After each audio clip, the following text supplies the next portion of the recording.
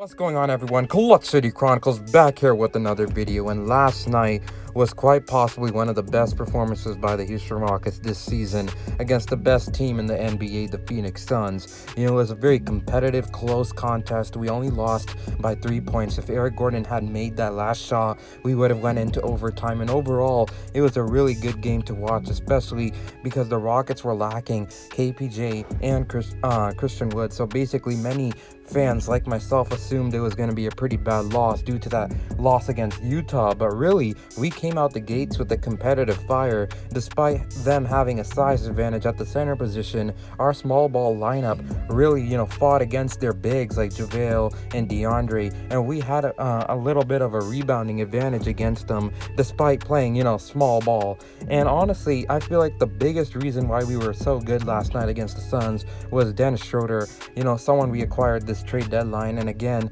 I said this before and I'll say it again, it's a low risk, high reward type of experiment. And right now, 2 games in, I think it's going to be a pretty good, fit with Dennis Schroeder on the Houston Rockets, because he's a real playmaker. He's a veteran point guard. He controls the pace. He just makes everyone around him better. And it was really evident last night when Alperen Sengun had a 19 points and 14 rebound outing. And Jalen Green had an efficient outing with, I believe, 17 points. So really, when people say having a veteran point guard like Schroeder is going to take away from our young players, that's really not the case. I understand Josh Christopher's minutes have gone down a little bit, but Dennis Schroeder, it's not like he's going out there and making everyone worse. He's making them better. He's making Alperen better. He made Jalen Green better last night. And just overall, it was a great performance from the team. And it really proved the point that the Rockets are really lacking that true point guard. So now with Dennis Schroeder going forward till the end of the season, it's going to be really interesting to see